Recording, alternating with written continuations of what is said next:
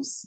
Please, let's all keep our mics muted. Your cameras don't have to be on except you really want that. And if you can, keep your mics muted, as I said earlier, and let's have a great time today. So I don't know how we're all feeling about today's event. Anybody excited? You can respond with an emoji in the chat box or on the call. How are we feeling? Are we getting good vibes? Yay, thank you, Oju. Thank you, Jibono. Welcome, Ebube Obina. I'm trying to see if I can get everybody on screen. Suleiman, Olushesi, Helen. Hi, Chekube. Hello, Emanuela. Hi, Titi. Hello, Hakim. Hi, everybody. I can't really see everybody, but I'm so excited to welcome you guys to today's event, which is the book launch for our friend, our mentor here, Mercy. The title of the book, as we all know, is So What Do I Do With My Life? Can I see the clapping emoji on screen? Thank you, thank you, thank you. So yeah, I'd like to ask a few questions. Thank you, guys. So if your life was a book today, maybe for the past 1 week, what do you think the title of the book would be? You can put that in the chat. Let's see what kind of week we have had today.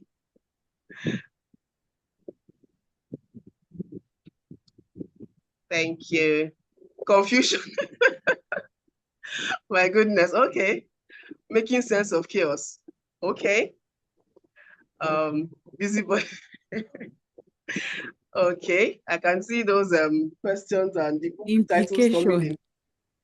So Book of Lamentations in the Bible. Make God aware. You guys are hilarious. The rainy life. Okay. So from the confusion and making sense of chaos, we hope that today's book launch and the book we're talking about will be able to. Also, is it possible to explain your week to me, like 3 emojis? Let's see how you guys have been doing, apart from the book of Lamentations that I'm seeing from Ose. So 3 emojis to describe a phenomenal woman. Amazing. So 3 emojis.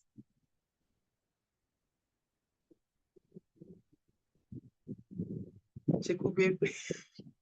It is well. Oh my goodness. Okay. Keep it coming, guys. Kemi Sola. Okay. It's a mix of emotions. That's great. Jibuno. Okay. Ebube Obina. All right. Oh, Claudia seems I to have a had question. Why is everybody's emoji like sad, sad, sad? Like, what's going on? People are apparently going through a lot. Okay. So, Oluwa Damilari. Oh my goodness, you guys are hilarious. Okay, that's good. So we'll go straight into the agenda for today. So I'll try to keep you guys let's have fun. Let's keep to time and do a quick in and out and get everybody sorted as soon as we can. So yeah, I'd like to introduce our author for this evening. We all know her as Mercy, and tonight's author is Mercy Itohan Echo. She's an HR researcher and compensation expert with over 10 years of experience practicing HR in Nigeria and internationally. Her work centers on how Nigerian professionals earn, how organizations hire, and why so many talented graduates start their careers guessing. She wrote, So What Should I Do With My Life? Because most career guides are not written for the Nigerian markets. Her career workbook gives early career Nigerians something different. 10 career paths explained with real salary data, honest day in the life account, and a calculator that matches your strengths to a direction. So your next move is a decision and not a gamble. Please join me in welcoming the author, Mercy Itohan Echo. Thank you, guys. I'll be handing over to her now. Bye. Thank you so much, everyone, for joining. And I'm super excited to be here. I'm grateful that you honored this or not this. I mean, when I was sending the emails and invitations to everyone, I was like, are you sure? But I was so excited. I'm so excited about the turnout and that everybody is here. My desire this evening, I know that we're launching a book and we're selling a book, but beyond that, I have a desire to make impact in the lives of people, to change lives. I remember my early career and the struggle I had. So my goal is to be able to, as much as I can, help people that are in that space where they're struggling to figure out what they want to do. They don't know what they want to do. We had something like this last year. We had um a career day where we invited a couple of other people to have conversations with young career professionals, people in NYSC, people even in school that are kind of confused. Maybe they're already doing a course that they don't feel like would be of help after school. So that's always been my passion, especially for very young folks. And I'm hoping that whether you buy the book or not, you leave here impacted, you leave here um learning something that would be very helpful for you in the future. Thank you again so much for coming today. Chinaza, over to you. All right, thank you very much, Mercy. And having gone through the book myself, dare I say that I don't think it's even limited to young career professionals, as you have mentioned, or just people that are coming fresh out of school or youth service. I think Yeah. that it's also a very nice utility for people who are looking to even switch careers. I mean, we're at the point where we are hearing all sorts of skill sets nowadays. We have moved on from stuff that basic mainstream careers into things like tech and AI and IT and all of that. So I think it's very important that for those of us who already have professions and careers, it looks like a very good springboard to have in the event that you are looking to change the trajectory of your career. So for this next session, I would like to call on two people who have gone through the book, and I would like to hear what they have to say about it, having gone through it. Is Chidima on the call with us? Yeah, I think she should be here. Chidima, please, can you let us know if you're here? Please, let's have Chidima on the call. Thank you. Or if she isn't available, Omosheke is here. I can see Okay. her, so she can also, while we wait for Chidima. Okay. Hi, Omosheke. Good evening.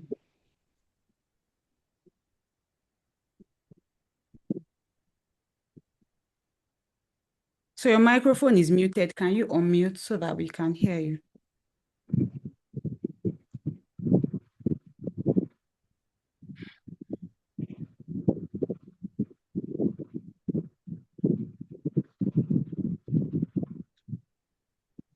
Is Sheke on the call?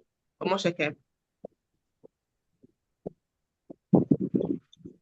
I Hi, can good see her. afternoon. Okay, Hi. Chidima is here. Hi, Good Chidima. afternoon, everybody. So, my name is Chidima Violet, and then, yeah, I actually went through the book, and like while in the book, it's like my eyes to a different like I because I'm a student studying economics, and like everybody around me has been advising me about how I need to go into data analysis because like economics has all this calculation and stuff, and how I have to like if I want to go into tech after school and stuff, I should pick data analysis. But then like after going through the book and making use of the calculator and stuff, it actually to the idea that oh, I don't think data analysis is something that I actually want to do, like I like doing. I actually like tried it out, but it's like guy, I'm not understanding this stuff. But the thing that actually aligned with me was actually project management. And I was like, okay, maybe this is something that I should try out because it actually aligns with um my personality, my strengths, the things that I like to do. I also like to help people with like basic things. Or where do you need help? How can I help you resolve or solve whatever problem it is that you're having? So stuff like that. That's why I think like other people should like get a copy of this book. And it's something that if you're trying to figure out, oh, what do I really want to do? It's something that you should actually pick up and actually read, because it will give you more insights beyond things that you never knew that, oh, you could actually do for yourself. So All right, So I thank you also so like much. to ask what most to you while you were sorry. reviewing the book, while you were going, what was the one thing that stood out most to you while you were reading the book?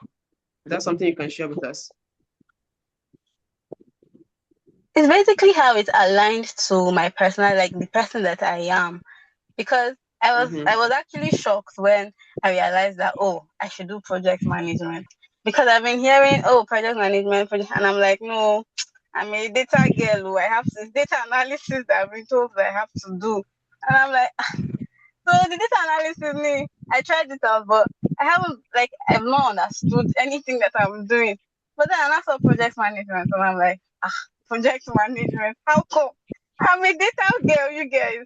But then when I now like read what the project management was about, I was like, oh, actually, oh, this is nice. Like this is the thing I normally do in the house.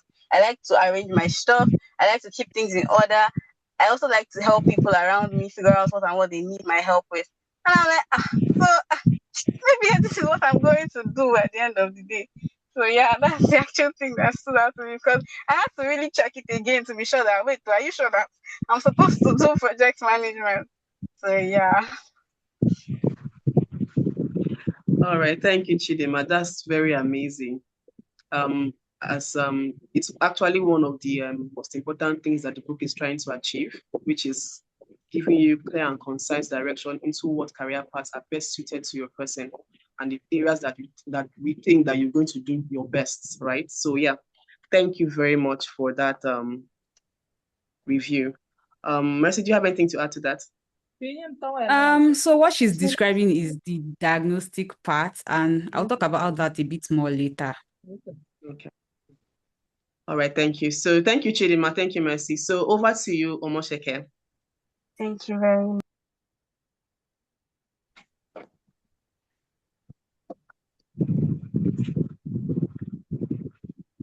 Yes, Okay, so I saw Rita. that she said she was trying to unmute her mic. I'm not sure she's been able to do that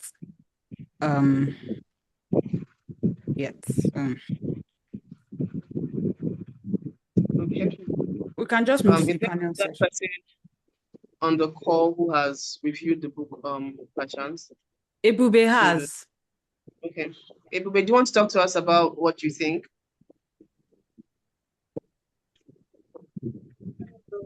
Okay, Chukwemeka said something in the chat. Okay, Ebube, after. Okay, you can go on.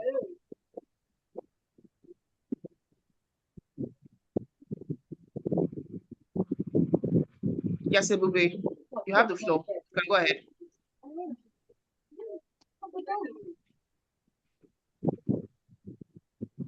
So we can't hear you, Ebube. Okay, she says she can't talk right now. That's okay. That's okay. Okay. Someone said something. Chukwemeka said something on the chat. Chukwemeka, you have something to do with this.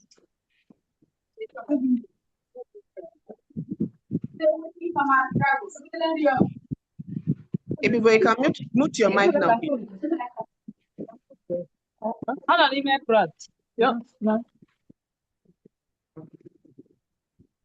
Okay, so we'll just go over to the next part of the. Okay, Omosha, are you ready for us now? She's still on mute. She's still muted. Let me see. It's okay.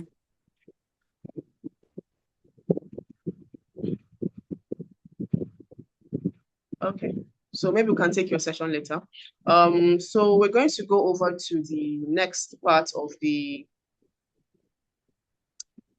launch, which is the panel discussion. And I'll be handing over to the moderator to take that part. Thank you.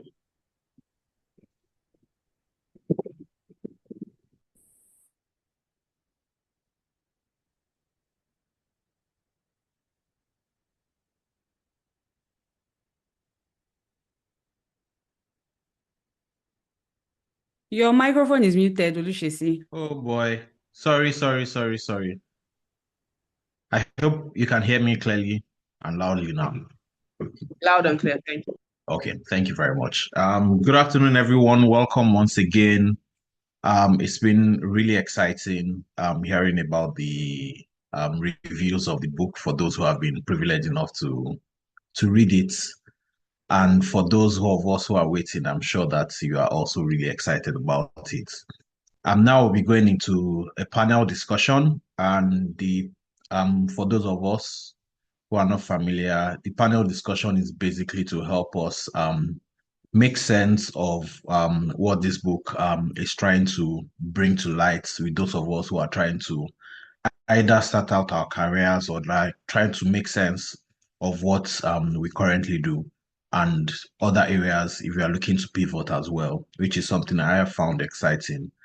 I've also been privileged to stand through some parts of the book and also the tool especially.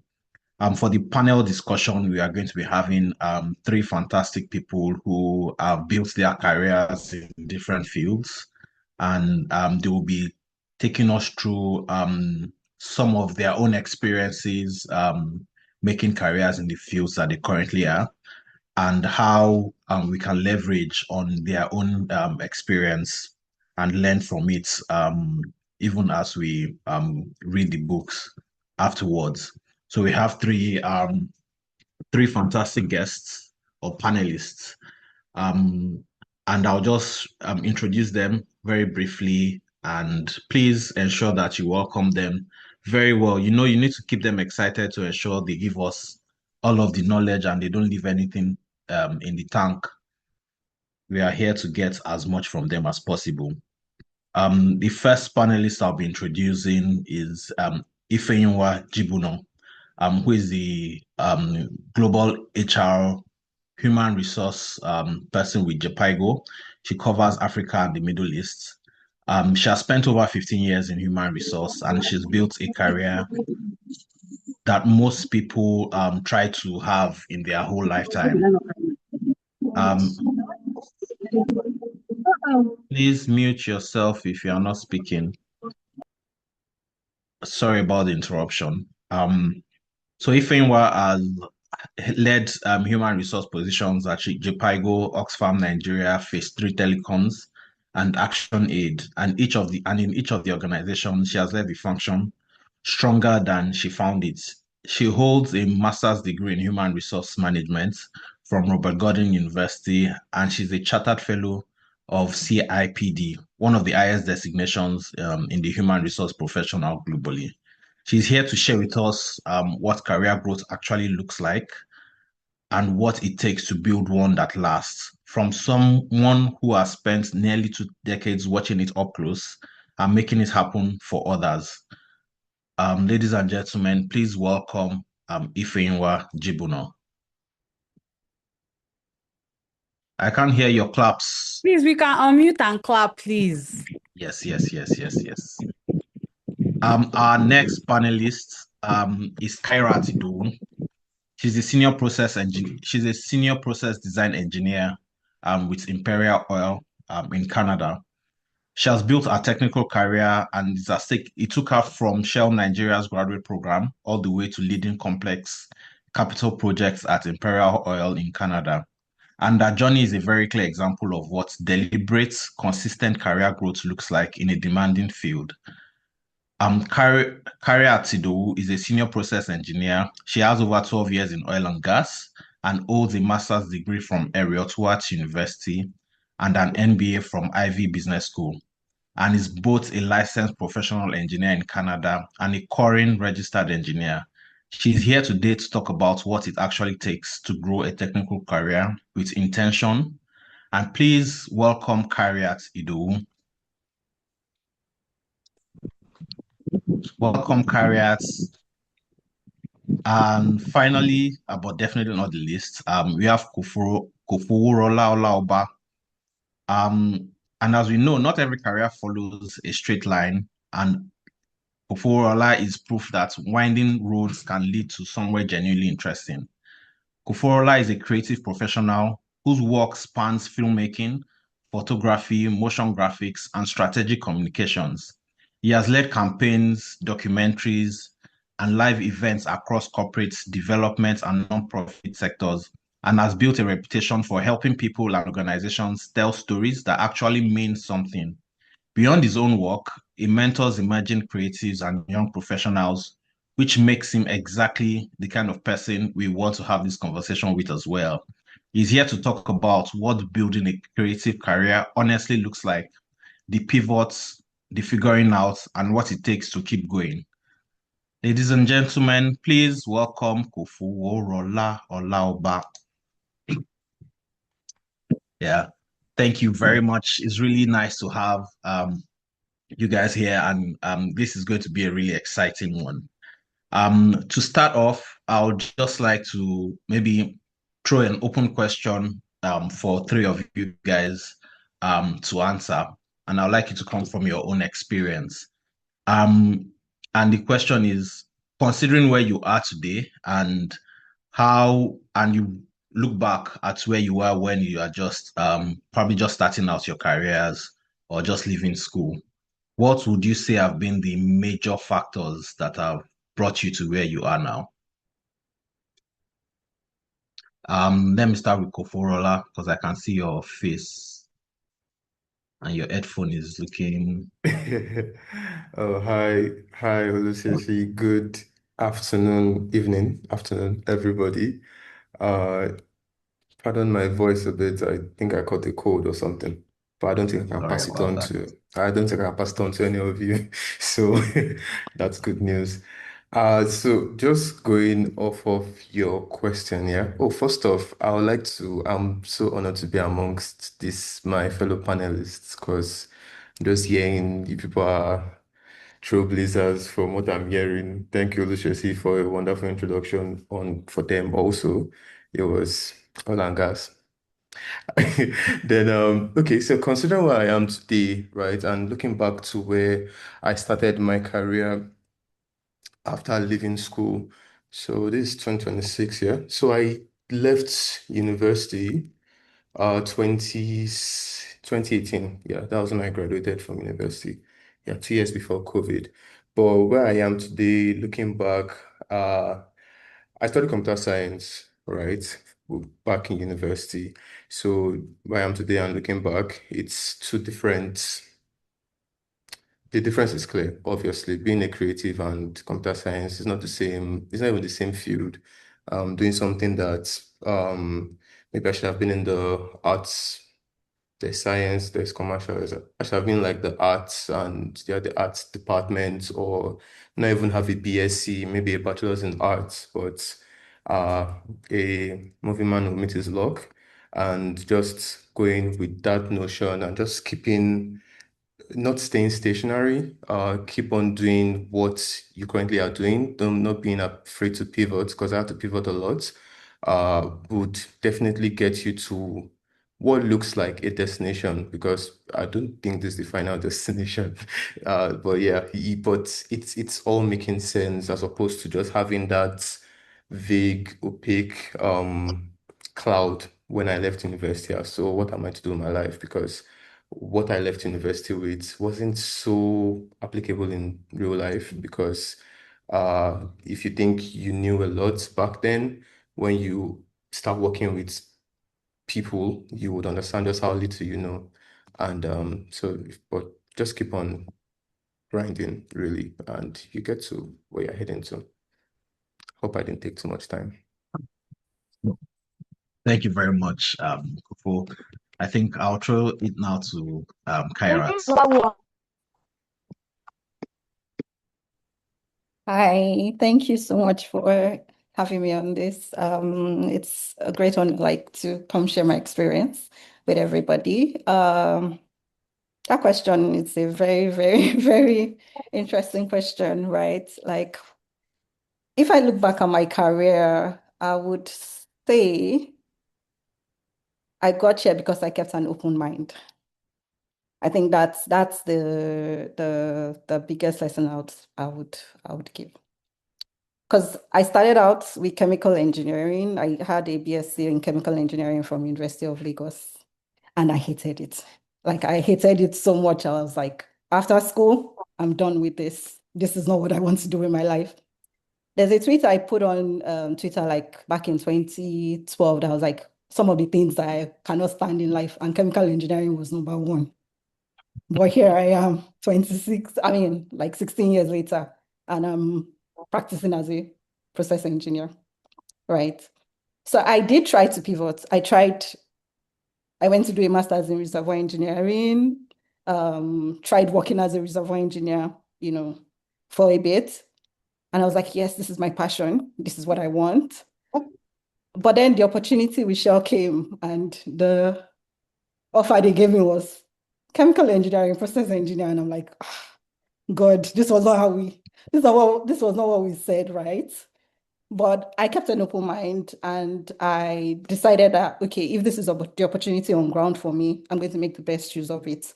So I, put in my best, went through the training, went through the program. And 5 years later, I realized that I actually enjoyed it, right?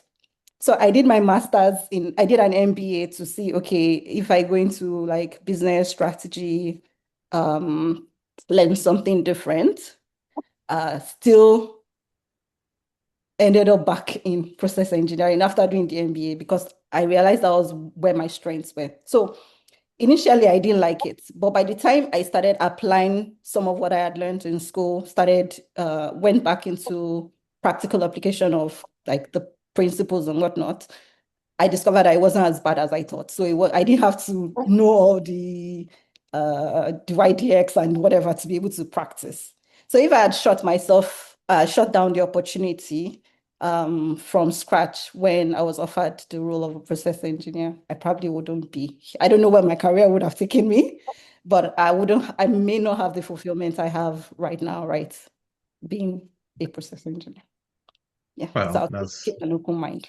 all right. That's lovely. It's really good to know that at least those who try to change or pivot and stuff like that, and it does always light at the end of the tunnel, or maybe not tunnel in this case.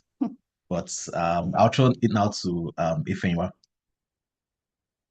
Thank you, Olushesi. And so just drawing from what Kairat said, I think we started out from about the same point, and that's a point of I don't think I want to practice what I studied.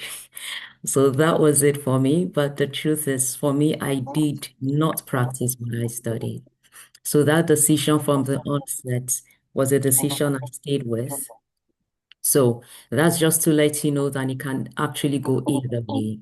You can make that decision and pivot and stay pivoting, or you can make that decision and then something brings you back to what you said you wouldn't do like you did for Kairos. So the path for everybody differs. For me, I think what has kind of moved me over the years, kept me growing, and brought me to where I am is majorly curiosity and then just a desire to leave whatever I see better than I met it.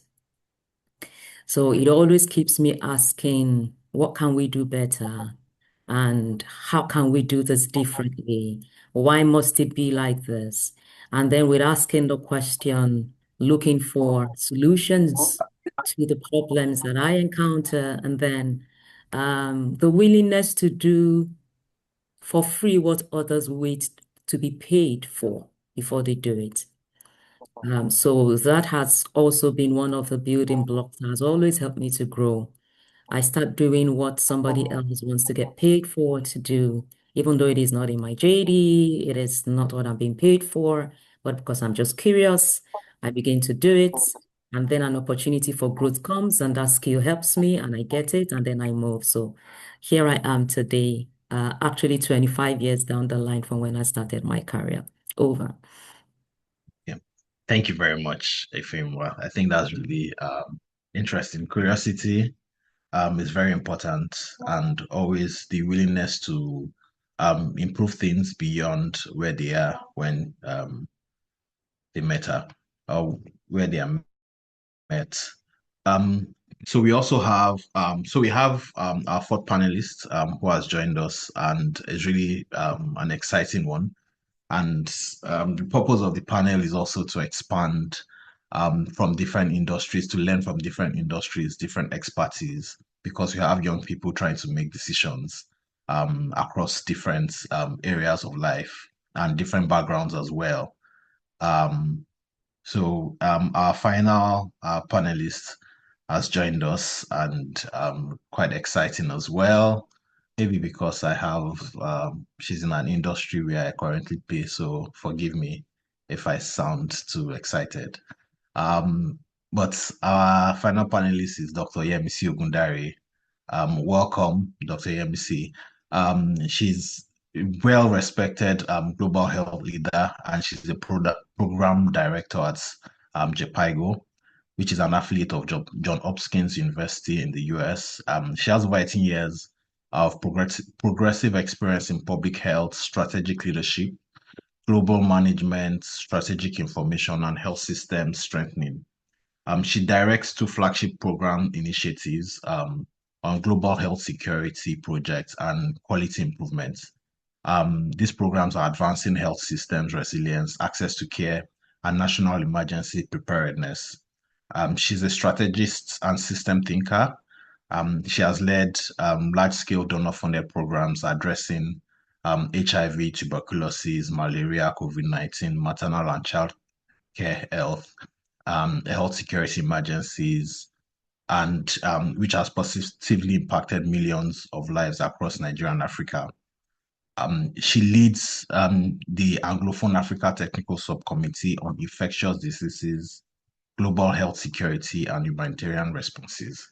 She's also a published thought leader with numerous publications and technical reports, and she's also passionate for mentorship and youth development, which thousands of young professionals, especially in healthcare, have benefited from. So please let's also welcome Dr. Yemisi to be part of us.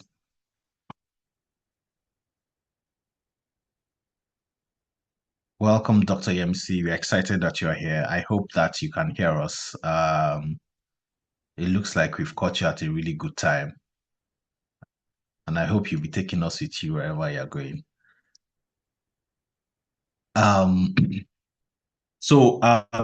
Just also we'll be asking a few questions. I'll be asking a few questions to the panel, but after maybe 3 to 4 questions, I'll also throw the panel open for our participants to ask questions as well. So if you have any questions, please leave it in the chat section, and I'll read it out once we get to that part. So if you have any question, please start asking, or you can start typing now. So the questions will be read based off of how the order by which they are submitted. Thank you. So my next question, or maybe okay, let's just go to my next question. And this is a very diverse panel, considering the different industries that you represent. But I'll just also like to ask this for every one of you, considering the different industries you are in. What is one skill set or mindset from your field of expertise? What is one mindset or skill set that you think every young professional needs to have to be able to excel in their careers? I'll start with Carrie at this time.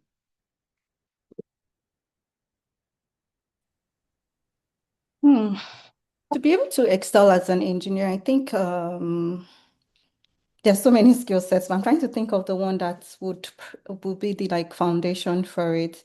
It's having an analytical mindset, as well as I think being open to learn.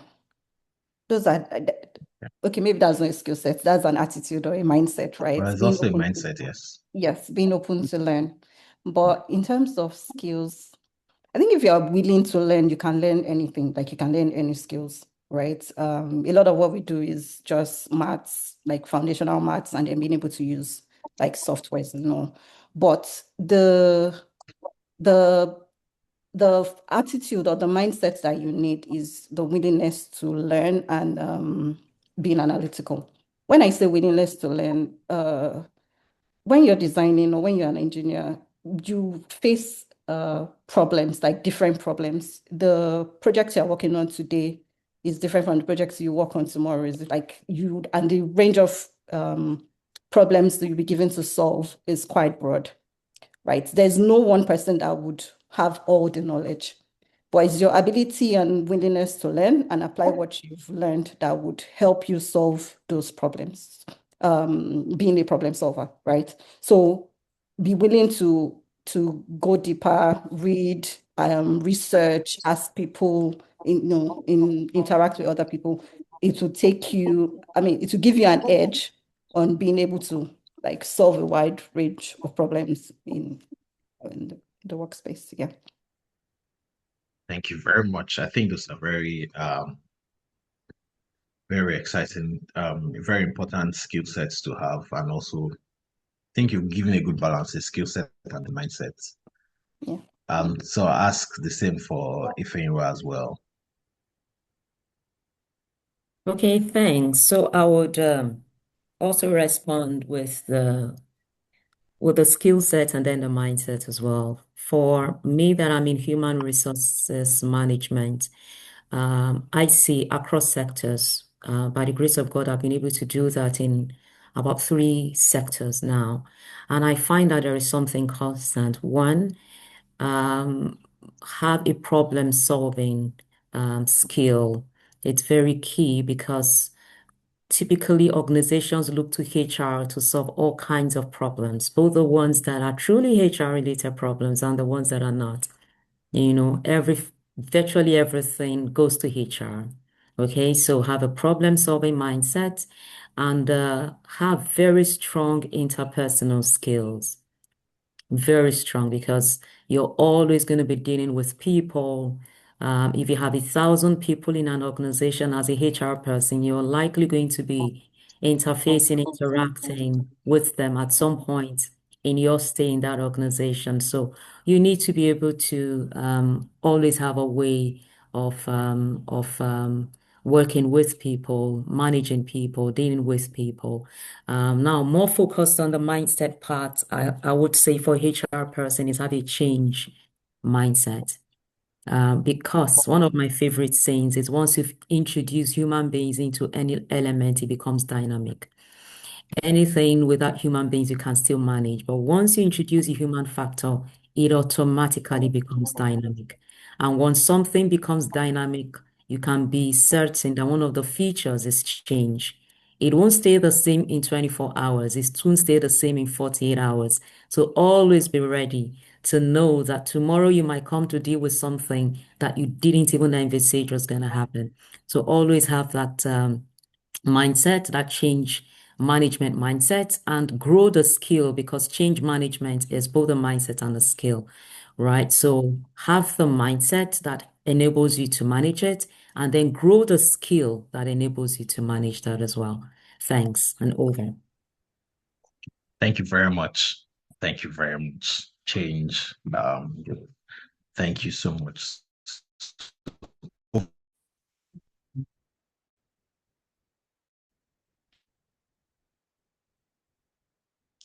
What's the mindset and tip that you have for us and skill?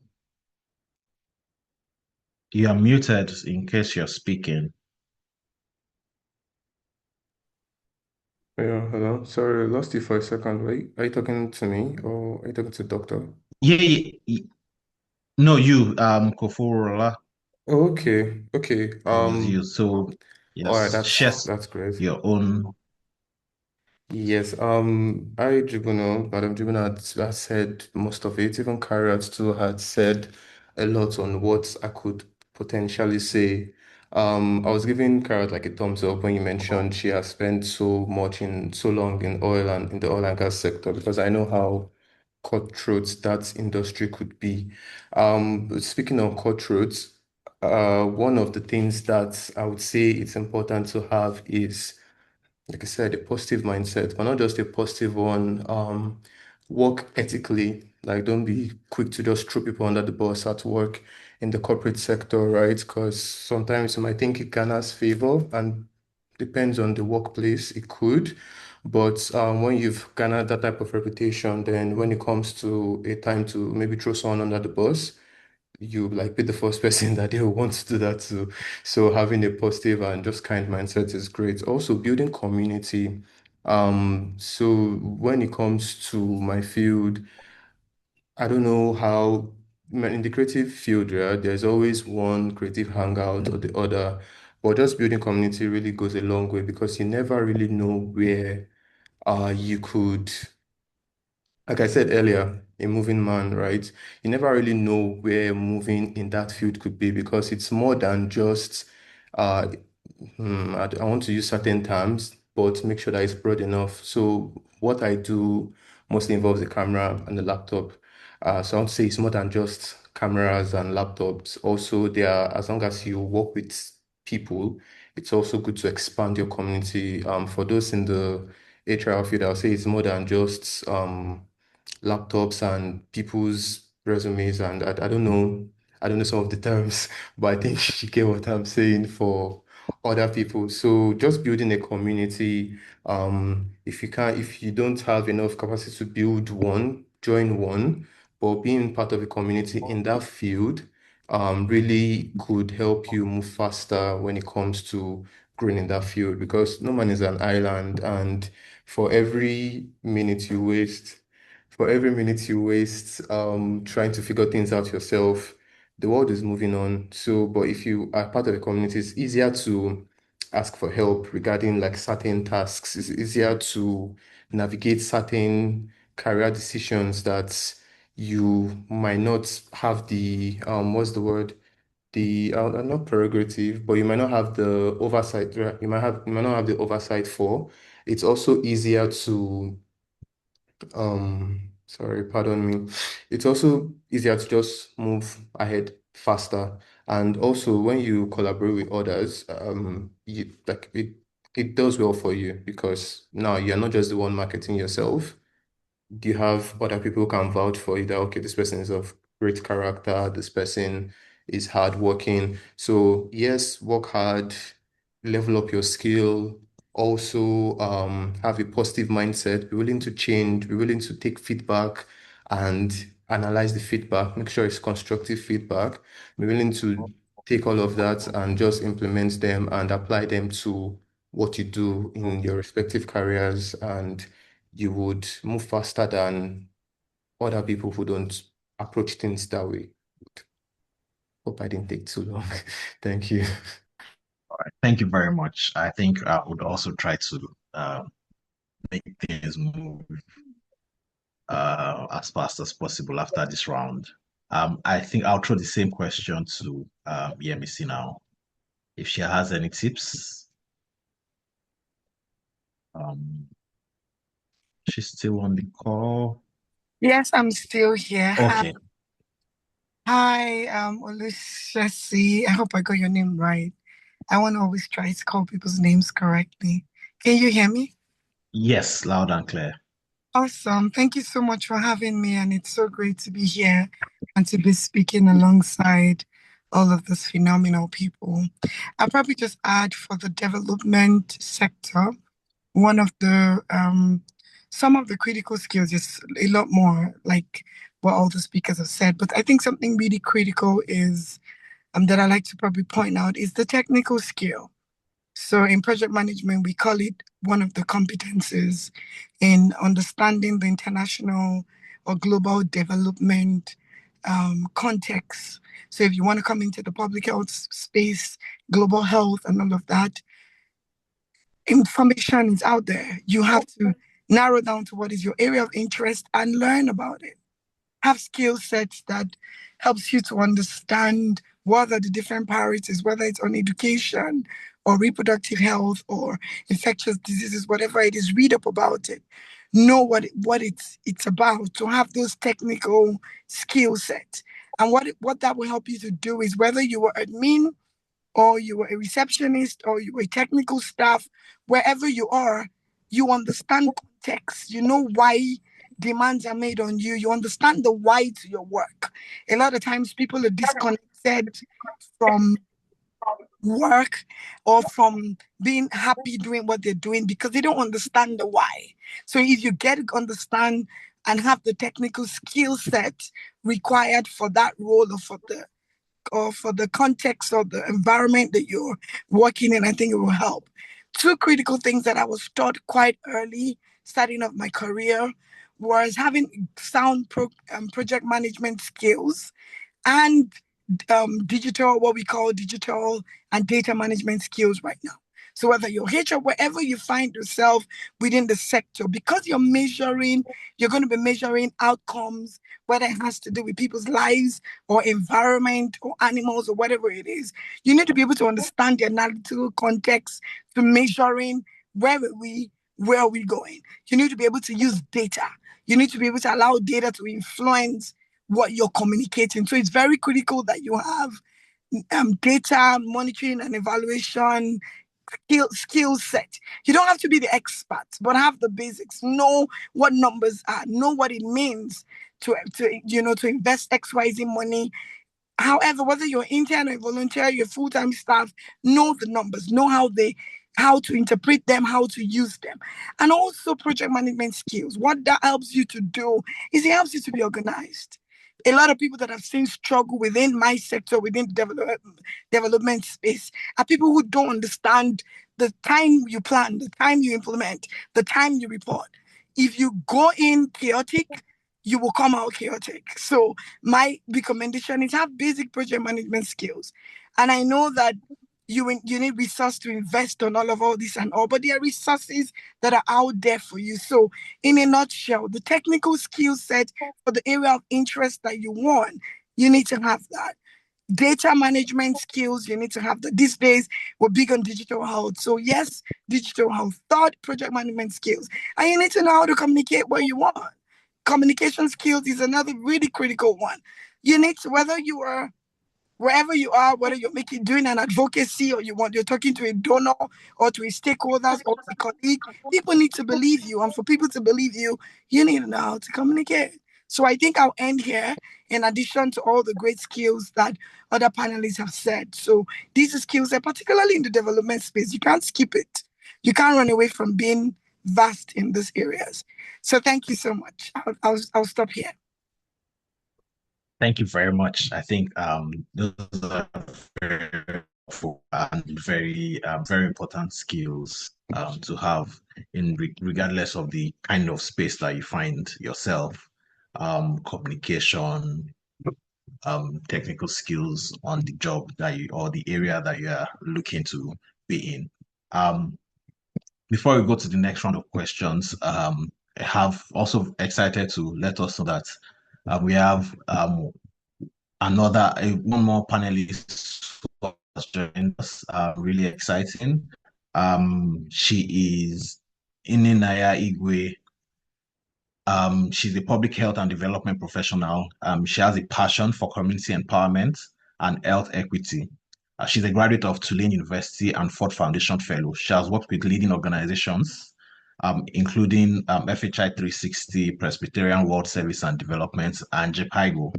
And beyond her professional work, she's a woman of faith, and she's also a passionate farmer. And it's also very exciting to have someone from who also operates outside the typical corporate environment. Please let's give a round of applause to welcome Ininaya to join us. Thank you very much for your time so far. I will be quick to go to the next rounds of questions, and then we'll just open the floor for our participants to also ask questions. So if you have any questions for the panel, please drop it in the chat, and be happy to read it out for them to see. So my next question, I think I'll direct it this specifically to Ifenywa, as someone who is in HR, and a lot of times, and maybe also to say thank you to our author for the day, Messi. There used to be a lot of mindsets that HR is a very big force around, hiring, who does all of this, who does all of that. Everybody blames HR, or especially when things don't go in their favor, they see that it is HR. But what is one thing you consistently see young job seekers focusing on that actually doesn't matter as much as they think it does?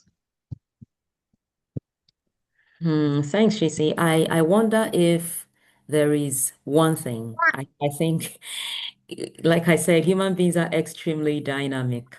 So when dealing with them, you see so many different things.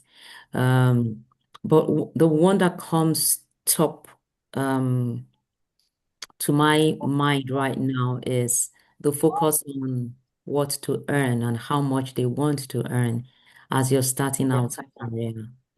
So I find that that's usually it robs the young professional of the opportunity to do those jobs that might not pay so well at this time, but will give you a lot in terms of learning that you require to build your career. Okay, so they might see certain opportunities and not want to apply for them, or they do apply for them, and in being interviewed, the ask is just not reasonable. So understand that at that point in your career, you're building. So the focus should be on building. The questions that will be important to such a young professional is, what kind of opportunities will I have to learn and to grow? Because whatever you put into the foundation of your career at that beginning stage is what will then determine how quickly you're able to grow in the future. So off the top of my head, that will be one of the key things. Don't think so much about the money at the beginning. Think more about where you're given opportunity to learn, how much you're able to learn, and how much connections you're able to make. Borrowing from Kofo's comment about building community, how much community can I build, within the context of this work if I do get it? So those for me will be top on the agenda. Thanks. Thank you very much, ma'am. I think that's really important because, to be honest, I think everybody thinks money is very important usually when starting out, especially when you see reports around how much these organizations pay graduate trainees, how much the other organization pays girls.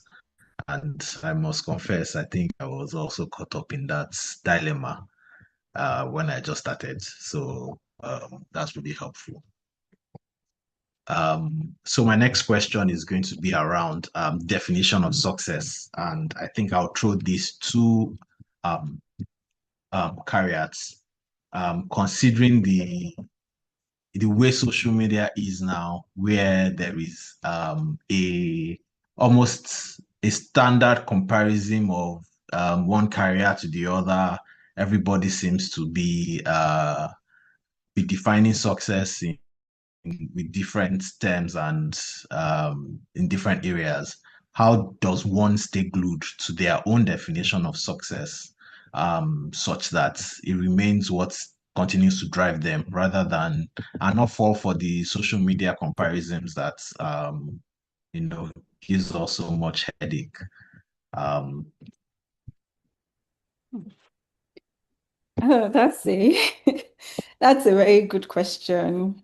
What does success look like? I think the first thing is you need to, personally anyway, I had to do a bit of self-evaluation and determining what was important to me, right?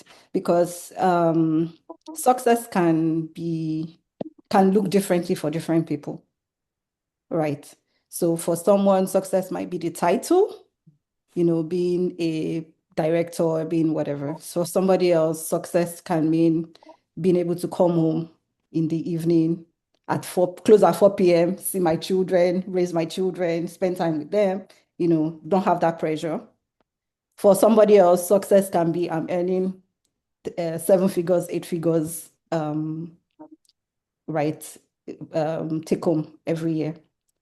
But for each person, like for each individual, I'd say the first thing to do is identify what's important to you personally, outside the noise, outside what people are defining what's defining success to be. Because if you compare yourself to others and you drive yourself in the way the others are driving themselves, people that are going after other things that do not align with your value, you find yourself having all those things but not being fulfilled internally, right? For me, my driver was my children. I wanted a family life. I wanted a time being able to spend time with my children. So whatever it is I'm achieving, whatever it is I'm doing, I'm anchoring them as my center point. So everything else aligns around them. Now, that is my own personal definition of value, success, right? That ensuring that my kids are doing great.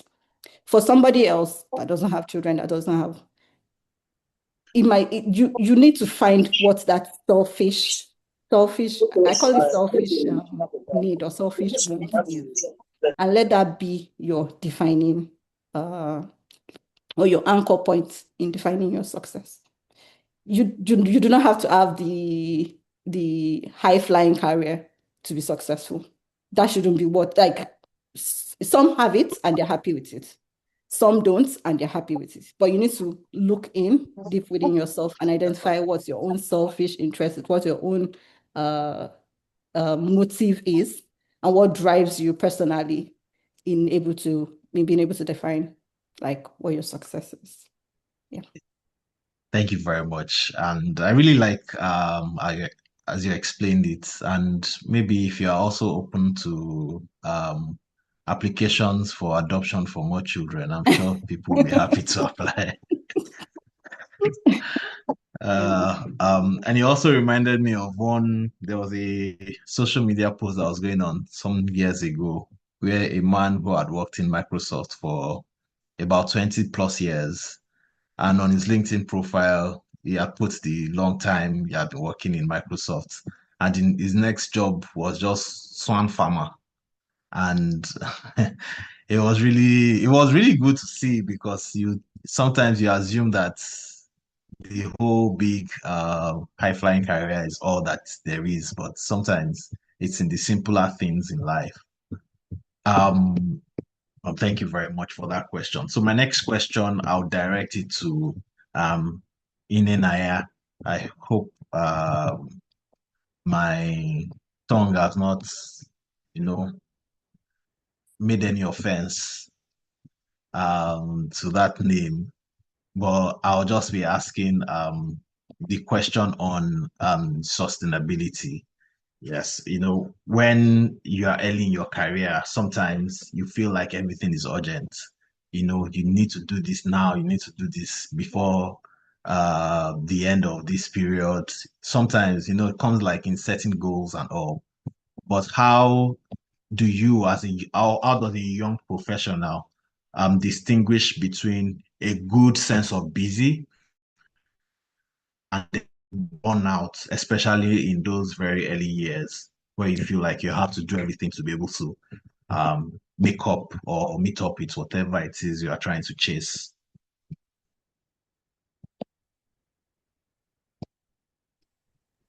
All right, so greetings everyone. Please confirm you can hear me. Sorry, Yes, we can. I'm actually in the field. I don't know whether you can see my picture. I'm trying to show myself. Yes, we can see you But as I'm well. actually in the field. We can hear I can't see you. myself. All right. So for me, you're talking about sustainability. It's an honor to be here. Yes. Mexi just called, and I just have to honor her.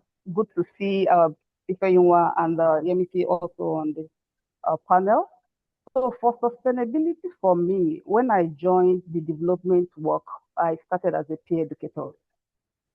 And that was like the lowest cadre when it comes to development work.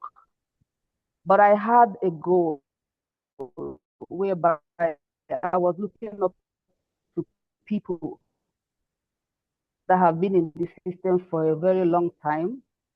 And they were like my mentors and my motivation people. They were people like were motivating me because I kind of really left my original profession and joined the development work. But impact, and that means one, you have to understand that some people have been there before you. They didn't make it overnight. It's not going to be that easy. If it were to be so, everybody would have been in that same profession.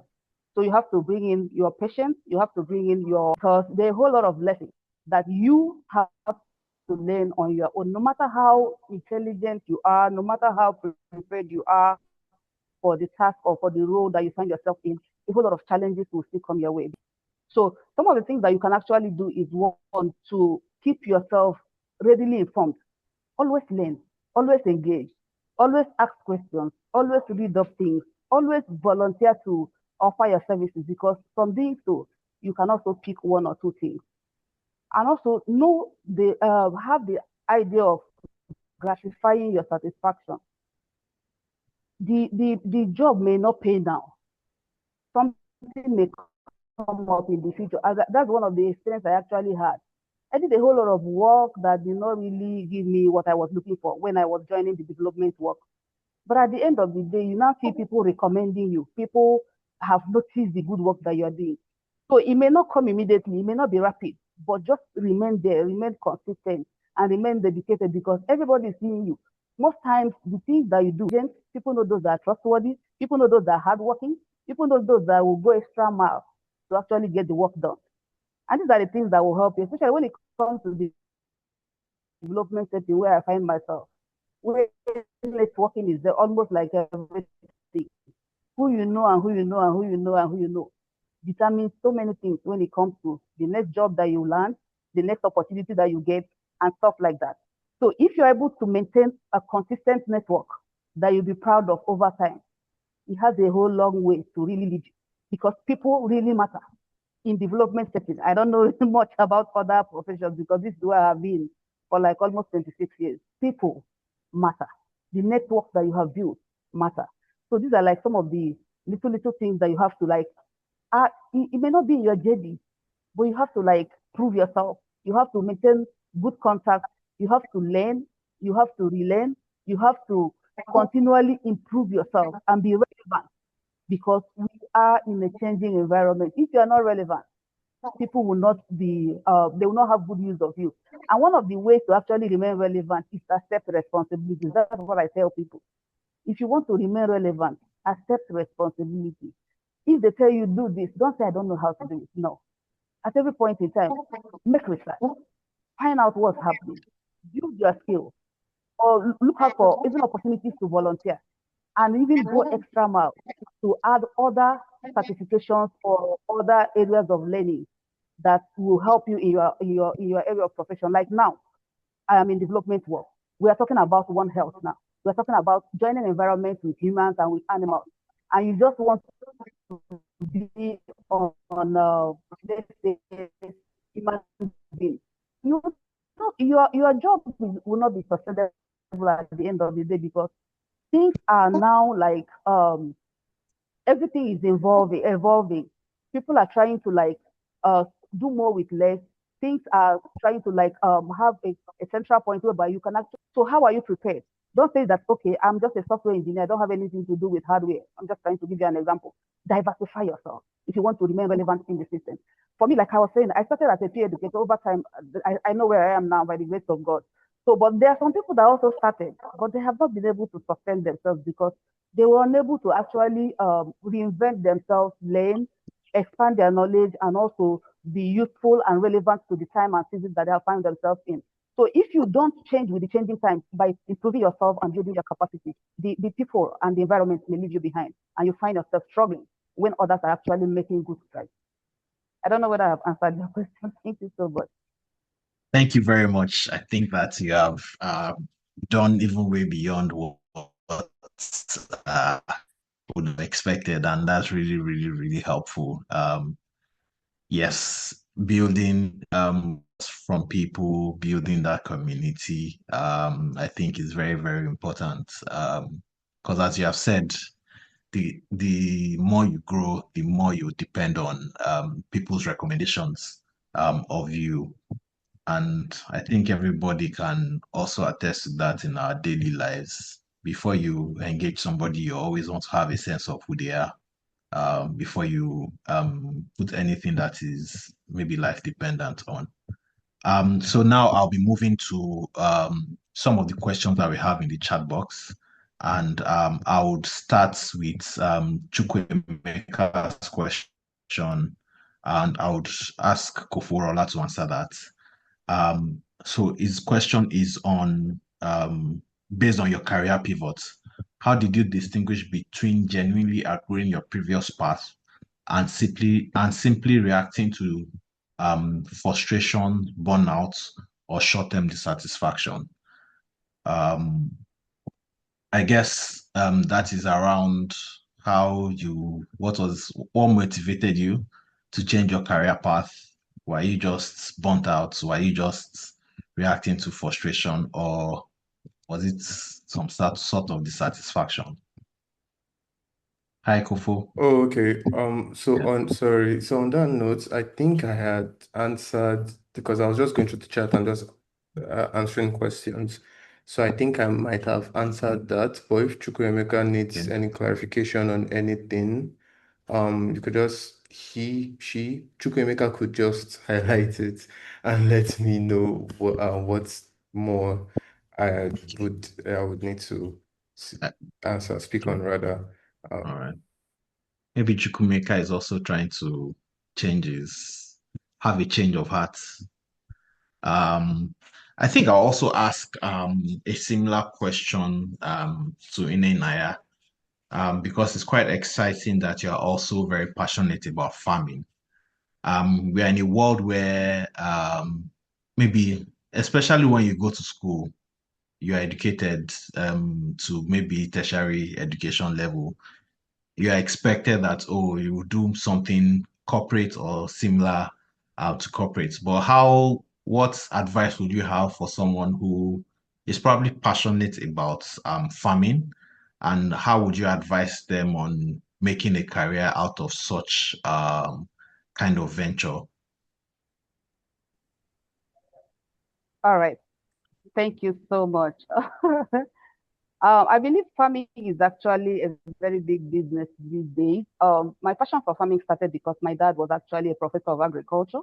So right from the time I grew up, I had animals in the house. We had crop and animal farm within and around us. So that was already like where I picked that interest from. But aside from that, one of the things that fascinates me is to put something in the ground and you see something different coming up. You plant a seed and you see vegetables coming up. You plant some plants and you see fruit coming up. So it actually really, really fascinates me. Not really because sometimes, like, if where I live in Abuja, is a rented apartment, but I have buckets, uh, bags everywhere, a whole lot of vegetables. It gives me joy to see those things grow. But apart from growing, is actually where one can make a business out of it because food items are actually getting more expensive as the days go by. And to even get organic food is something that everybody should cherish these days because of GMO and other related things, whereby people are no more sure of what they're eating. So if you plant, even if it's your own first, it's actually something that do not require a whole lot of effort. It's one way you can actually start your garden and water them, and they will be food for you.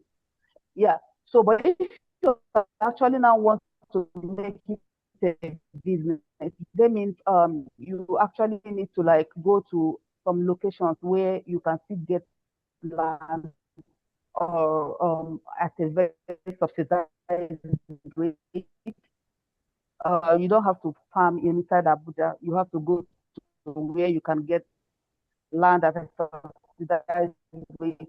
And there are a whole lot of mechanized way of farming. This greenhouse too, in case you don't have too much um, uh, land, you can actually use greenhouse and also maximize your crop production and also your energy.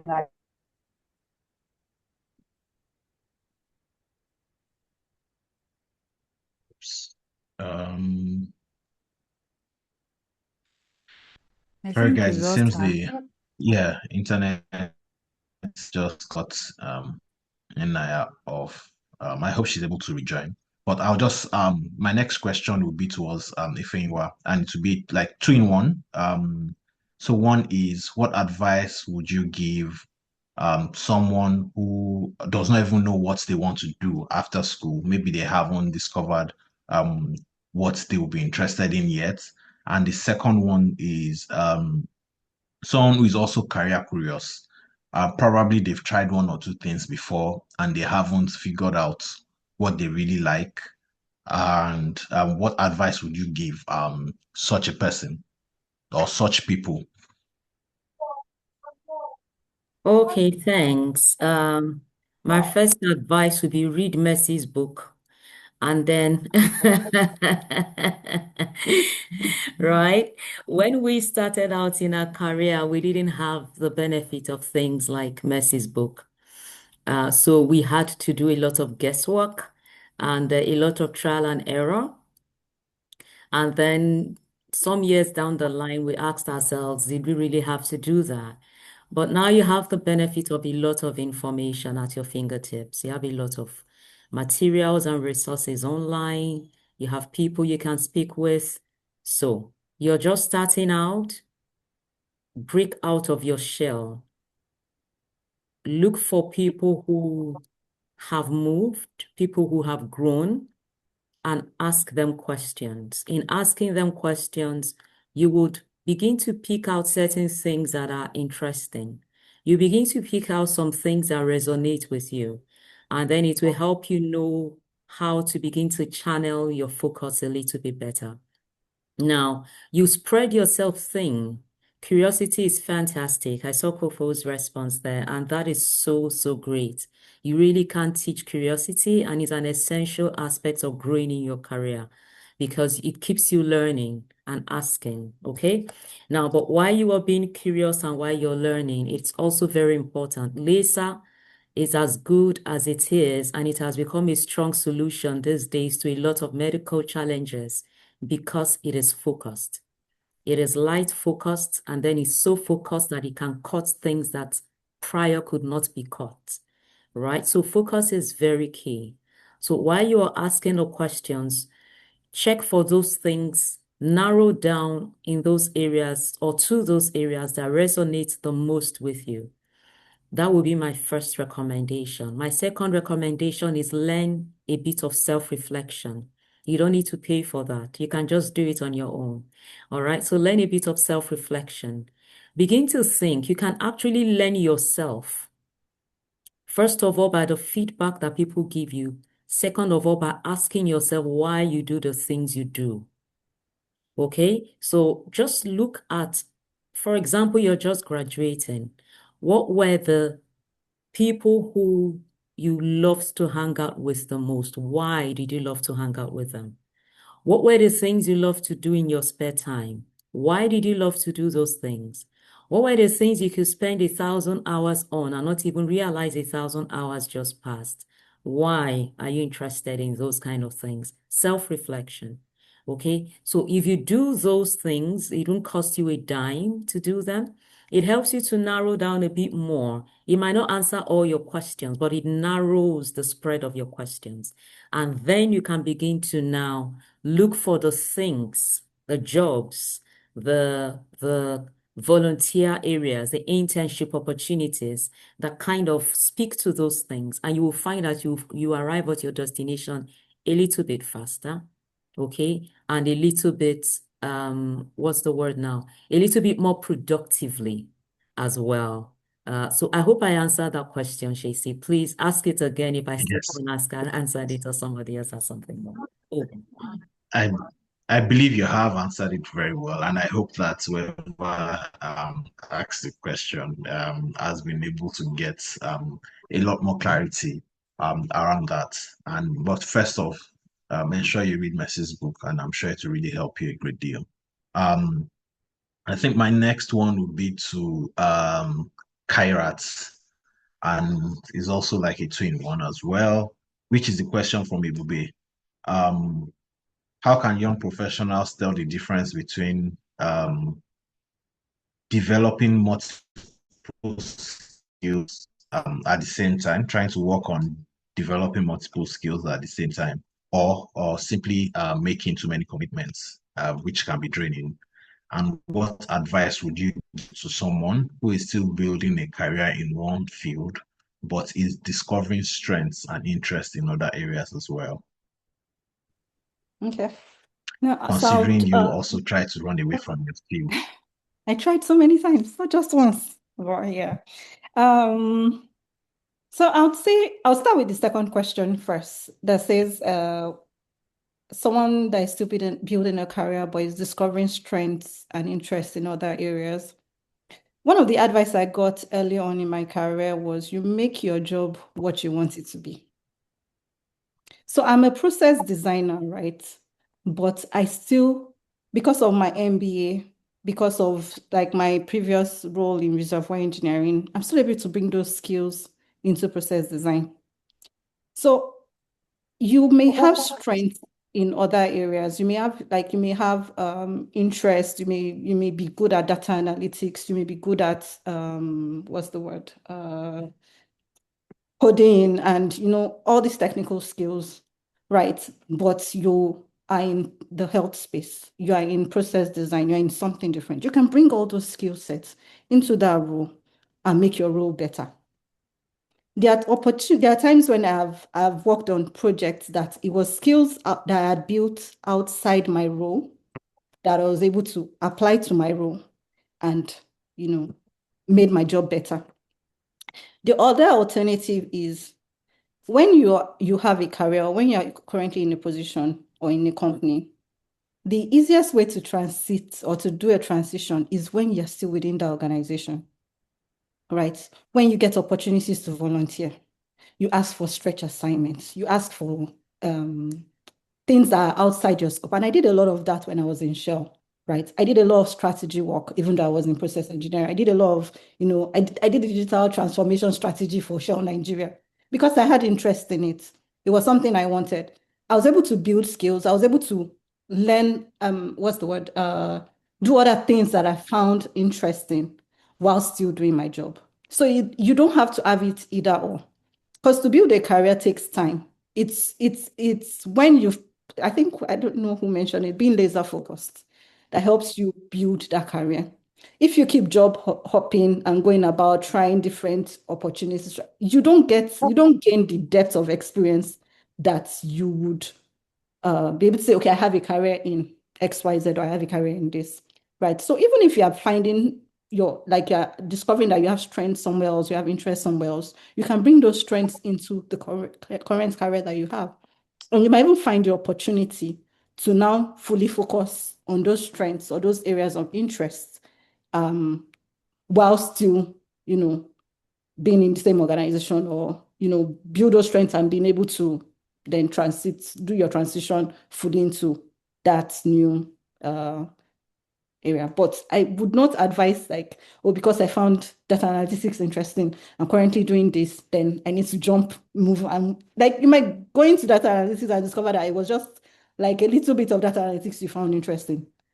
If you do not explore the range of opportunities in data analysis or range of, different aspects of data analysis. You might never know if data analysis is a good fit for you or not. So my advice is try and bring in those skills into your current role, expand on those skills, expand on those interests until you're certain that, okay, this is something I really want to do before you then do the transition. I hope that helps answer the question. Then I'm so sorry. I just want to say that's the story of Yes, my I hope. life. Like everything you're explaining. Sorry. yeah. Okay. Now for Yeah, the forgive me, you're sure. But please now carry for on. the first question. How can young professionals tell the difference between strategically developing multi-skills and simply taking on too many commitments? So most of the skills I try to learn, I'm talking about my personal experience now, is I try to learn skills that are complementary. I think that's the word, right? So I said, I was interested in digitalization. I was interested in transformation, whatnot. I was interested in sustainability, but they all had a handshake where I could apply them in oil and gas. So I could apply them in projects, right? So it's good to be curious. It's good to learn skills, but learn skills that can complement each other. Not today, I'm doing acting or I'm doing music, and then tomorrow I'm learning how to be a farmer, and next tomorrow I'm learning. That ends up doing is you have so many high-level skills or high-level information that you cannot really apply to anything. So you have all these, you become a jack of all trade, master of none. And it's difficult to build a career when you're just, everywhere. The other thing I would say is have a plan, right? Getting multi-skills or building acquiring multi-skills, you don't have to do everything all at once, right? You can build skills over years if you are clear on what your plan is. So Q1, I want to learn about sustainability. You focus on learning about sustainability because it's in your plan, it's in the goal of what you want to achieve. Your next skill set is, I want to learn about digitalization or any other thing. You spend time building on that, right? Trying to do a lot of things at once. At the end of the day, you don't really gain much. You just have like high level understanding of things. You don't even know if like what you've learned, how you're going to apply it. You don't know if there's opportunity to apply it or not. You're just picking up skills here and there, and it ends up being a waste of time. So to summarize my long story, come up with a plan or like be intentional about the skills and the things you want to learn with a mindset that you're driving towards a particular goal, and then create a structure, create timelines, create, of when you want to learn each individual skills towards achieving that, final destination. Thank you. Thank you very much. I think that was really, really deep. Yes. So we shouldn't bite more than we can chew, and ensure that whatever we are biting is what we are able to digest for our bodies. I hope if you get it, you get it.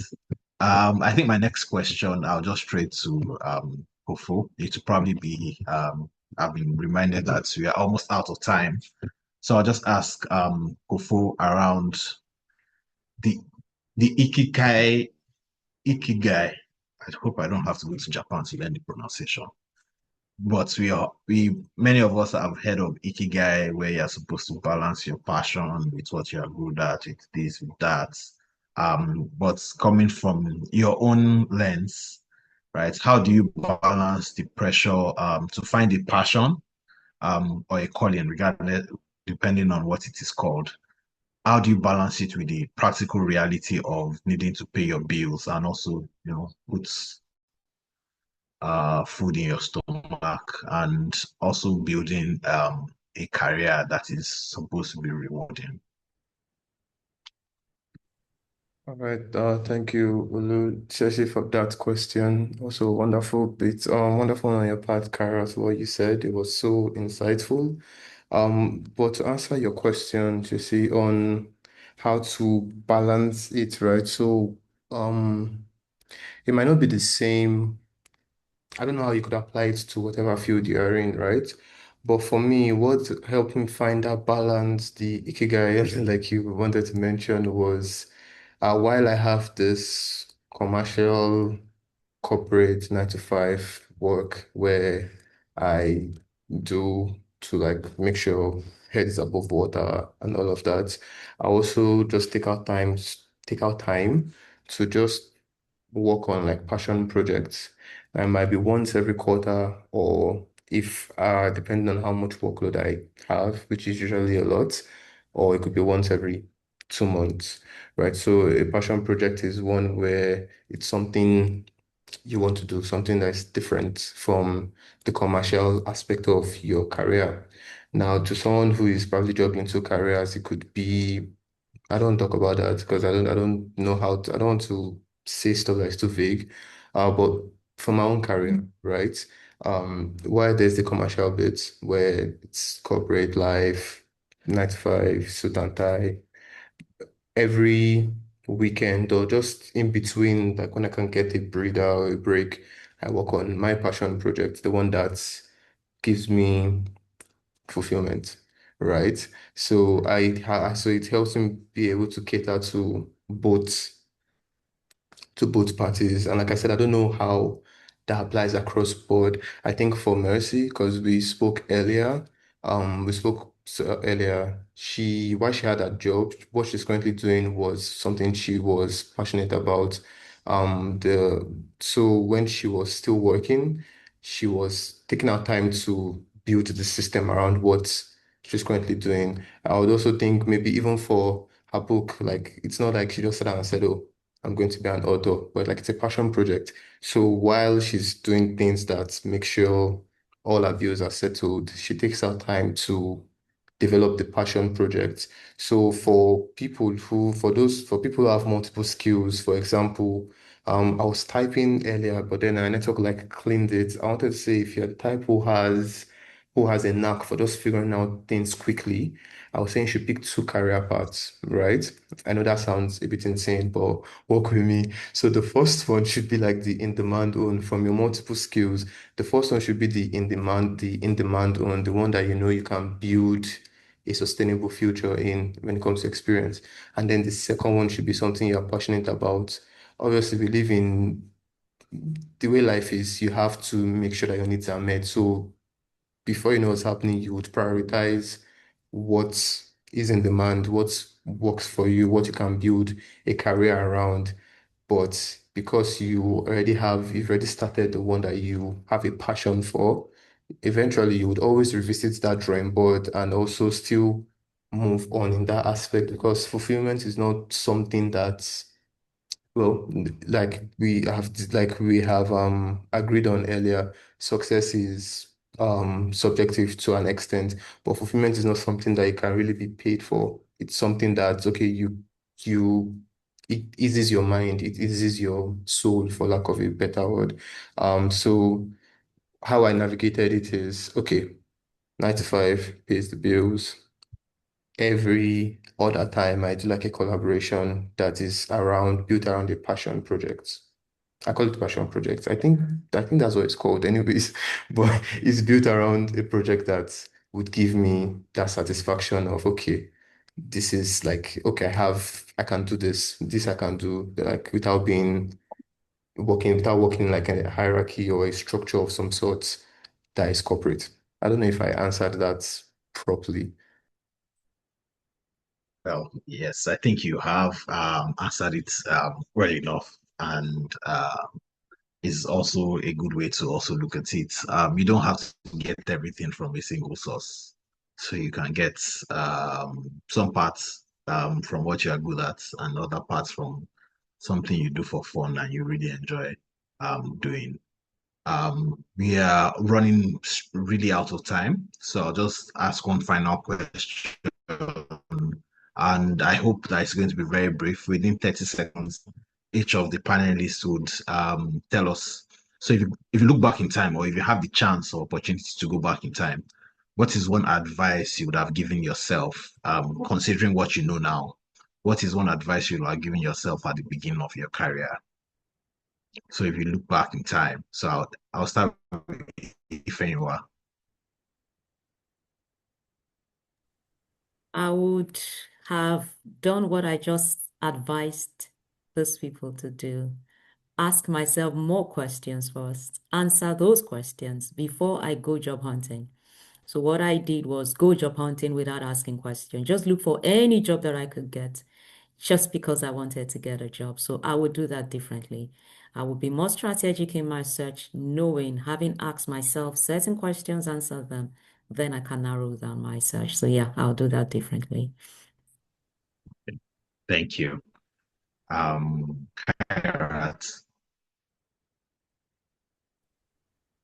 Yeah.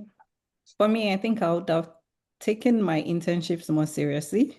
Use that opportunity to explore, because I think while you're in your internships level, you can try out different things before you choose a career. So I think internships gives you the opportunity to test like multiple career paths before you need to focus and pick one, right? So I think that would be my advice to myself. And then also maybe follow what Skofo said, do a passion, find a passion career, right? Beyond the main career that's providing for me. Yeah. Thanks. Thank you very much. I think, okay, Kofo,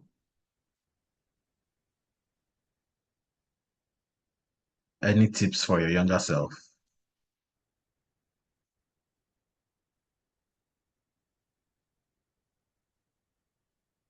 Okay, Kofo, I can't hear Kofo. Probably just ask Inaya.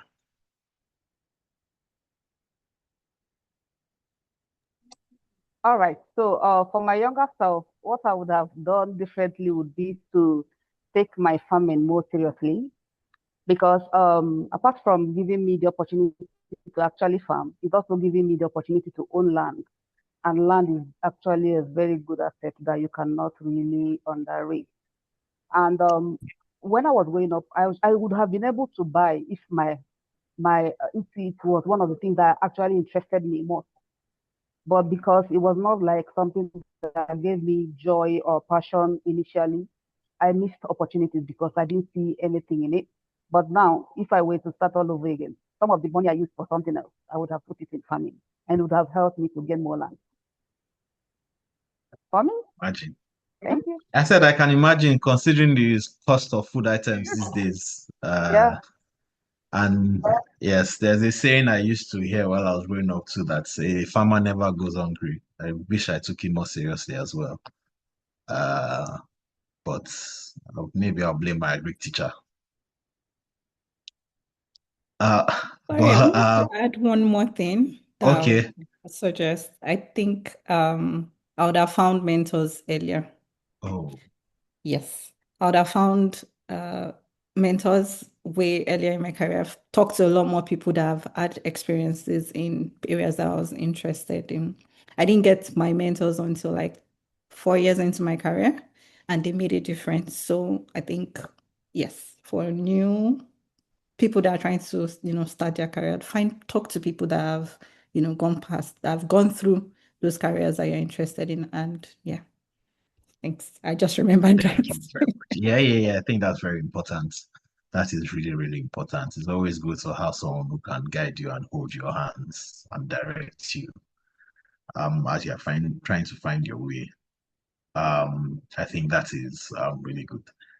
Um, I so now okay, it looks like I hope that I can squeeze in one last very final question that Finfollow has put on the chat. Maybe I'll direct the question to, yeah, if you are considering your expertise in human resource.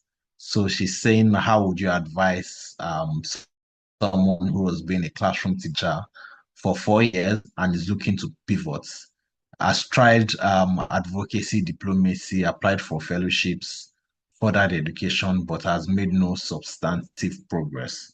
And she's looking to building a career in project management in 2026. Thanks, Shisi. So I actually just responded to it in the chat, but I would add. So sometimes when we think of experience, we think of experience in structured work environments. We forget that experience can come in many varied ways. Okay? So that's the beauty of, for us Africans, I find that typically that's how we think. But in relating with some of our colleagues internationally, I find that they will do what you and I do and call it nothing. And they will do those same things and package it beautifully. And you'll be wondering, is that not what I did yesterday? I didn't know it could be this important. No, it's actually very important. You just didn't package it as well as somebody else has. Okay, so look for those opportunities to project management every day in all kinds of places. Okay. Get the principles from what you're saying. You've already gotten it through courses. So get the principles through courses, then apply those principles in your everyday life, in your everyday environment. Okay. And then get the right language to put it properly because people will see your CV before they see you. So get the right language to put it properly in your CV. All right. And then that should give you a good step forward. And then, of course, there's Kofo's counsel there as well in the chat for you to add to. Thanks. Thank you very much. Sorry, I don't know whether I can add something to this because it speaks to my experience somehow. Okay. Yes, please. I actually started as a classroom teacher. I was trained as a teacher. Yeah, that's like my first degree. But because I was interested in public health, I was interested in program management, I started by volunteering.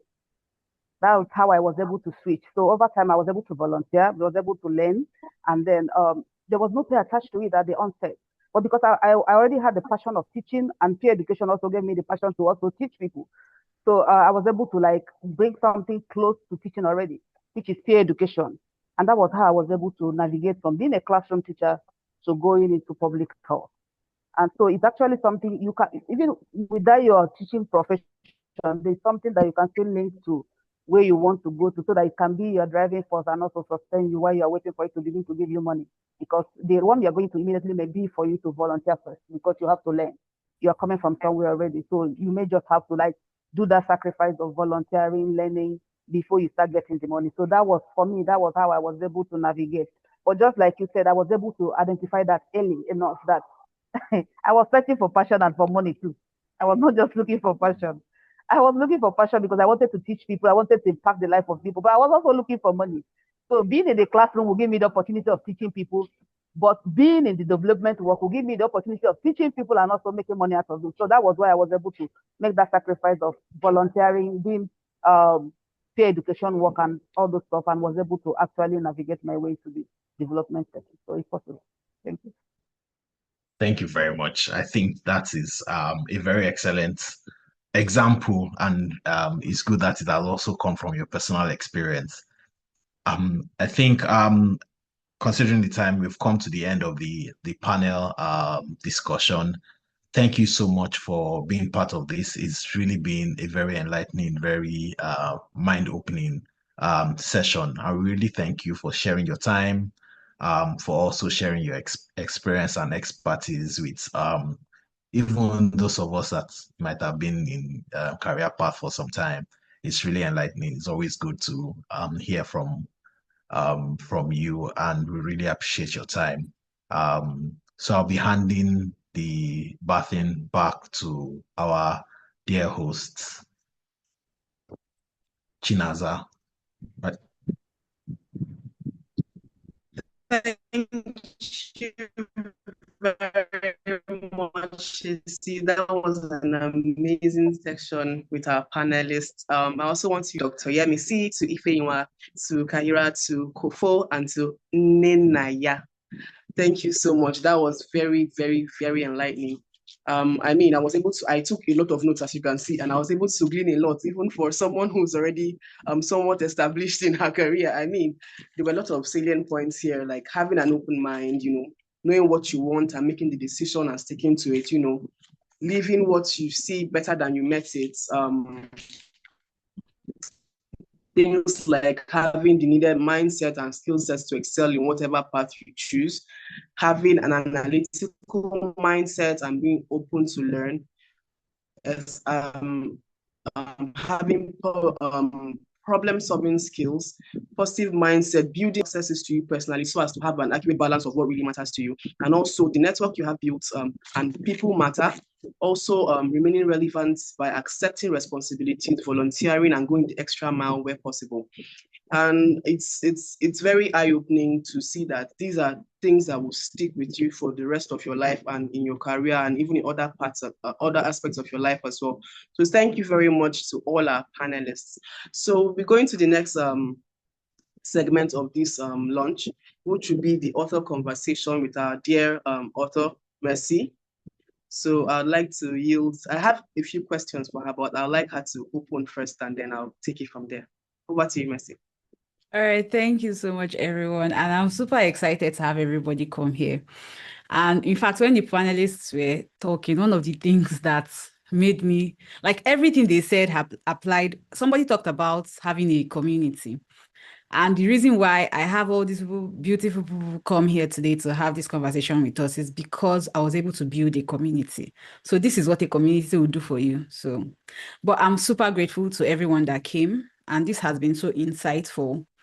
I've talked about this a couple of times because I do a lot of social media conversations, and I've talked about how I started my career.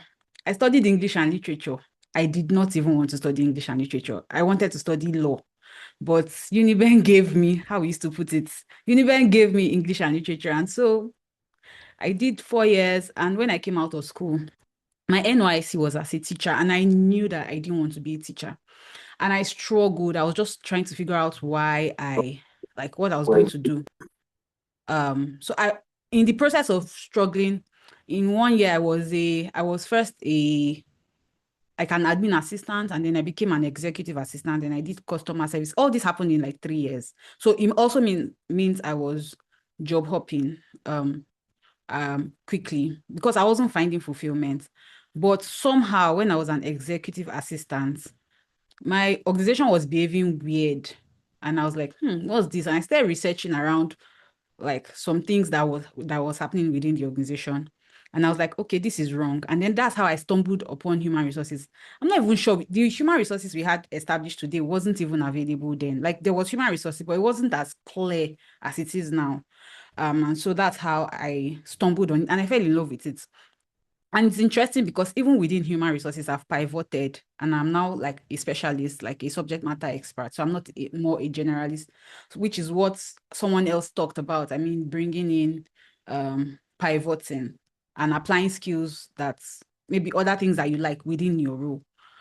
So, I mean, that was why I have had this idea in my mind for a while. And I just thought, so, okay, since I struggled with this thing, and I have a lot of young people around me that have the same issues, they reach out to me. I mentor a couple of people, and the same thing. I just noticed that it was a case of either they were trying to just make money because, again, the economy is not really friendly. So just make money anyhow and do anything they like. They found rather, not what they liked. Or it was they don't even know what to do.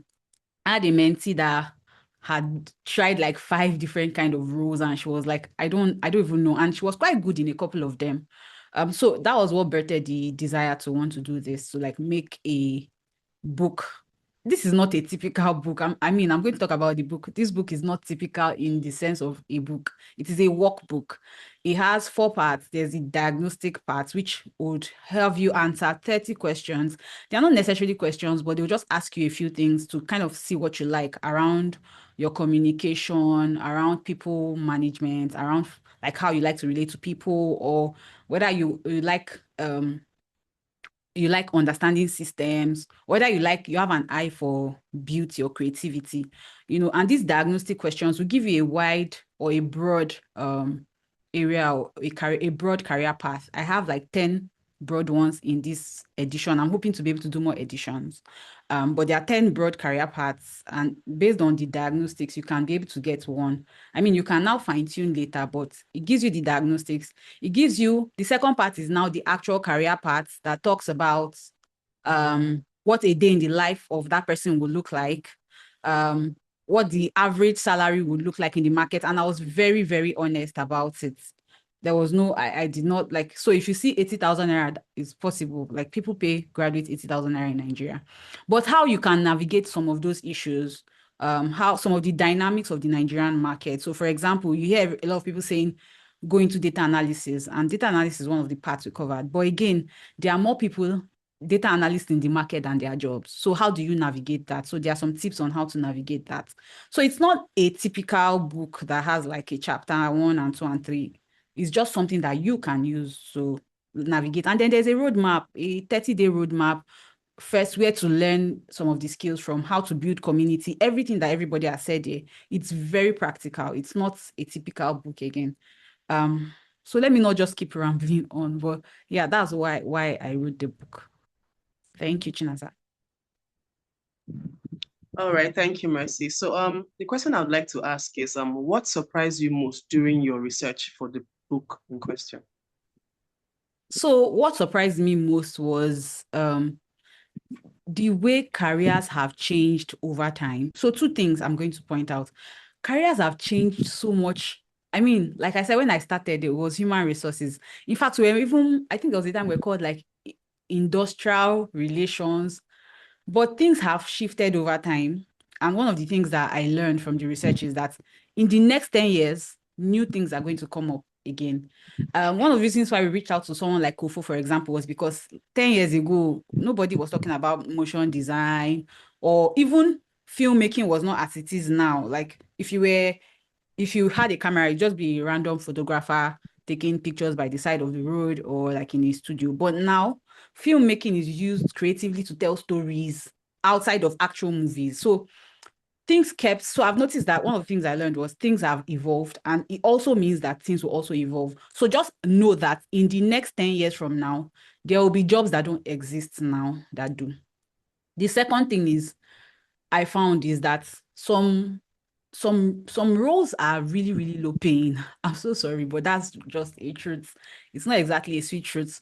But again, what happens is consistency over time will keep you growing in terms of financials. So what that means is if you are diligent in your work and if you apply yourself, no matter how low you started with, you definitely grow in earning. All right, thank you. So for the last question for this segment, I would like to ask, what do you hope that the readers of this, I mean, you have answered it somehow within the course of the interaction, but what do you really hope that readers take away from reading this book? So I got a good review, and I got that review today. And I wanted Ebube to talk, but she was apparently in a noisy place. Ebube did a review. So before we launched the book, like before we are launching today, we've had a group of people test so that they could give me feedback. So I gave the people to I shared the book to a couple of people, I think about 7 people. I got really good feedback. But Ebube started her roadmap. So she had found she did the test, the diagnostic test, and then pointed her to a career path. And then because part of the things that are in the book are like tips on how to find, so most of these places where you have like Coursera, for example, where you can learn, some of them are paid. But today, Ebube sent me a screenshot of how she was able to get a scholarship to learn for free because of a tip she got in the book. So now she has a scholarship to learn for free, which means she's actually following the roadmap. The truth is that you have to be honest with yourself when answering the questions. So the desire I have is that when you finish reading the book, you are not as confused or clueless as you were when you started. That is my entire, it will make all my dreams come true if it gives you that clearer perspective beyond what you just what you studied or what you like. to just give you another thing. I know Kofo was saying something about like having a passion project on the side, but I found that somehow they always interweave. So you may have a passion that is not necessarily going to pay your bills, but if you are again diligent in both, somehow they find a way. There's always like an intersection between your passion and your dream and your and like your work.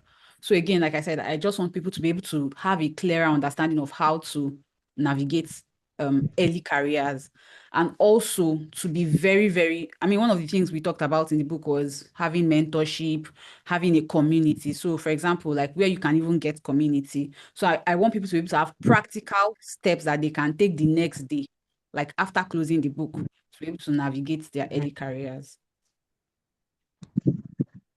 All right, thank you.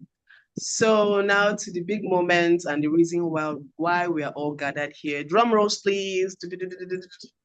So yes, the link for the book will be dropping in a few seconds. I think I should do a countdown for for the link, the seller link to be dropped, where we can purchase the books. Please, I feel like this book is priceless. There's no price tag on this book and the material that it provides and the insight and direction that it provides, in the sense that if you can get somebody to focus on a career and do well at it, they said, what's that popular adage again? It said, give someone a fish and you are fed him for a day, but teach him how to fish and you are fed him for a lifetime. So this is literally Mercy teaching us how to fish and feeding us for a lifetime. So please do well to share this link to your groups, to your church, if you have teenagers or people who are just fresh out of school, youth corpers who are, trying to still figure out life, even for people who have spent a few years in their current careers, who are thinking of pivoting. I love that word so much, sounds so nice. Pivoting into other careers and stuff. I feel like this is a great starting point for them. And please buy 10 copies, 20, 30, and share as you will. For today and for the next 48 hours, for the sake of the book launch, the price is tagged at 5,500 Naira. Again, it's priceless, but we're giving this book to you at this giveaway price. So please, the link is going to be dropping in 5, 4, 3, 2, 1.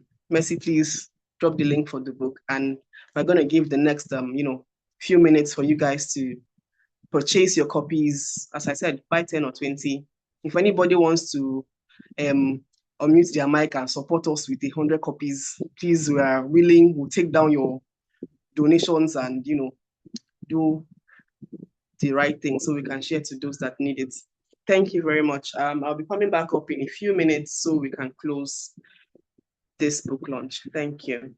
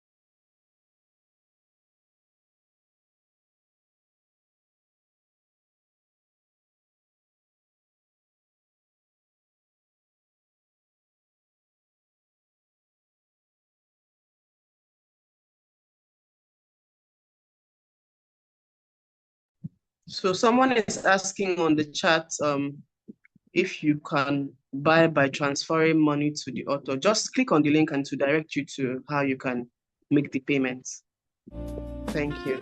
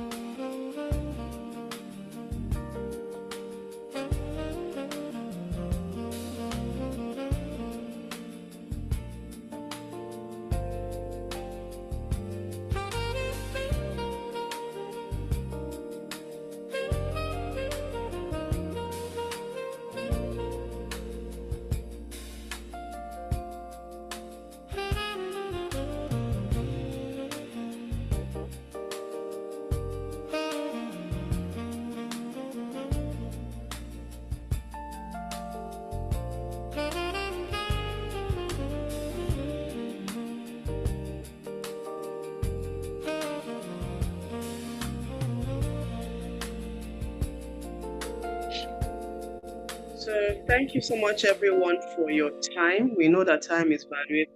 Thank you so much for your contribution, for your questions, for your attentiveness, and for really putting hands together to make sure that this event. If you guys can hear me. Yes, we can. So let me just do a bit of thank you to Chinaza. Thank you so much, everybody. I can see people buying, and I'm super grateful for your encouragement. To all the panelists that came out today, Nayaya, the real MVP. I'm very grateful. Thank you to Yemisi. Thank you to Ify. P.S. Ify used to be my boss. She's still my boss. But she gave me one of my best advice, like in life, in my career, which is to apply myself. So thank you so much to Ify. Thank you, Kofu. We had a very long conversation today. It was supposed to be short, but we just engaged so well because we kind of have the same experiences. So thank you to everybody, my friends who helped me put this together. Thank you so much. I'm super grateful. Thank you. All right. Thank you, so thank you, everybody, for joining us this evening and making this project really special. As it's now available via the seller link chat. And before you leave, please share the link with one or two people, with your friends, with your colleagues, with whoever you know might need it. Thank you, everyone, and have a beautiful evening. Bye.